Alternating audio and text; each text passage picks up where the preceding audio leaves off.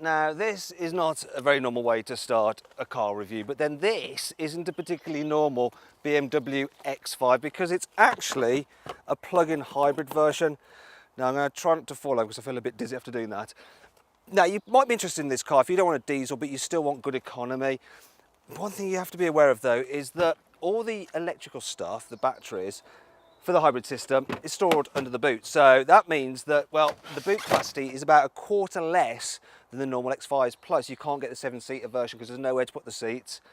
You do have a little bit of storage area there, which is probably just about big enough to hold your spare battery pack for your phone. But you do get a flat low floor. I really like the fact you've got this split tailgate as well. It does make it easy to slide things straight into the back. And the only problem with it is you have to put it back up if you want to fold the rear seats. Backs down, yes, did it. And then, as you can see, you get a flat-ish low bay. You can slide items all the way to the back. Now, one of the things I like about this car is the space in the back seat. So I'll just put these in their original position, move across. Now, there's loads of knee room, there's loads of headroom. Also, you get 3-way folding seats so you can carry 2 passengers and skis through this hatch if you want to. Slight problem with this car though is you can't recline the seat backs and you can't slide the base like you can in a Lexus RX 450h. But this is actually the best car in its class pretty much for 3 in the rear, because this seat, it's about the same height as the outer ones. You've got a pretty much flat floor, and look, in the middle with 3 people, it's absolutely fine. And if you want further proof of that, you can click up there on the card to watch our in-depth practicality video, see what it's like with 3 people in the back of this car, how easy it is to fit a baby seat, and just how much stuff you can fit in the boot of this BMW X5. So let's move into the front of the car, because it's just as spacious as the rear. That is not a problem. What is the fact that, well, yes, compared to some of its rivals, this car is a little bit dull here on the inside. It really is starting to show its age. I can't fault the quality though. I mean, wherever you touch, there's always some soft touch material. It does feel very high quality, and there's not any dodgy bit of trim to let it down, and you can't find anything that just seems cheap. It's a very, very expensive feeling car. It's also got very good storage spaces as well, pretty much. You've got huge door bins. You can fit, well, easily 1 big bottle, and there's room for another bottle and some more if you want. And equipment's pretty good. So right across the range, you get things like electrically heated leather seats. You also get this premium sat-nav there with the widescreen, the professional system, and it's just so lovely to use. BMW's iDrive. I've said it so many times in all my reviews. It's one of the best systems, if not actually it's the best system on the market to use. Absolutely love it. Now, if you want to see our full in-depth review of it, you can click up there on the card. And also in that video, you can have another look around this car's cabin. Now though, it's time to hit the road to see what the BMW X5 drives like. On the whole, this BMW X5 drives really, really nicely. You can get it with a choice of different suspensions, and I reckon you should go for the adaptive M Sport suspension, because when you have it in comfort mode, it's nice and relaxing, but you press the button down here, go into sports mode, and it stops any kind of body roll, improves the grip, and this thing just handles surprisingly well for such a tall, big, heavy vehicle.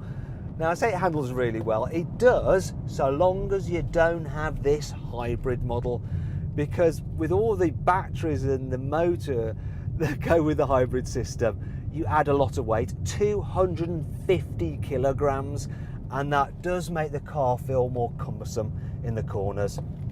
So just get the normal one.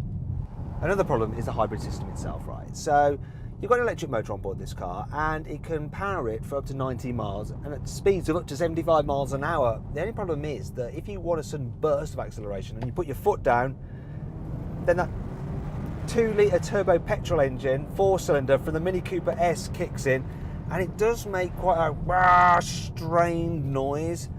Now, BMW claims that you should be able to get 85 miles per gallon, but according to the trip computer, I'm only doing 35 miles per gallon, and really you should be able to get similar economy from the 3-litre diesel engine you can get in this car, and it suits it much better. It works really well with the automatic gearbox, and it's quicker as well.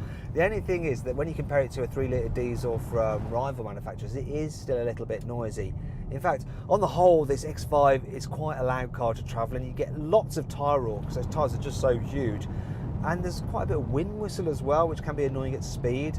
One thing I can't fault though is the visibility. So you've got a large back window, and you should be able to see as well, because of the wide angle of this camera, that, well, the rear pillars aren't that obtrusive. They don't create too much of a blind spot, and you can see further detail on that by clicking up there to watch my in-depth 360-degree video. Watch on your mobile phone, move the phone around, and you should be able to look all around the cabin. So on the whole, the X5 is rather good to drive, but it does have some annoying traits. Here's 5 of them. There's a necessarily large gear selector. It looks like something you might find in an Ann Summers store. This stupid phone cradle just eats into this cubby space. I mean, whose phone is this for anyway? If you're on a reversing camera, you have to spend £400 extra on every single model. It's not standard.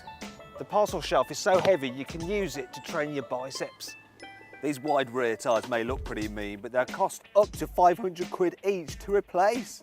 However, there's still plenty to like about the X5. Here's some of its cooler features. The traffic data on the sat-nav is super accurate, and it's updated every 3 minutes, and it will definitely see you right. All models get self-levelling air suspension at the back. The split tailgate can hold up to 250 kilos, so you can use it as a viewing platform at the races. The car will automatically counter-steer with the reactions of a pro rally driver to help prevent a skid.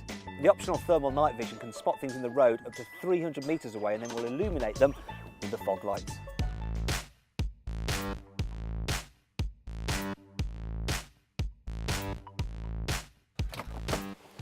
So then, overall, what do I think of this BMW X5? Well, it's quite interesting how this hybrid version is completely silent at low speeds. It's just a shame that all models are quite noisy at high speed, and their interiors just seem a little bit dated.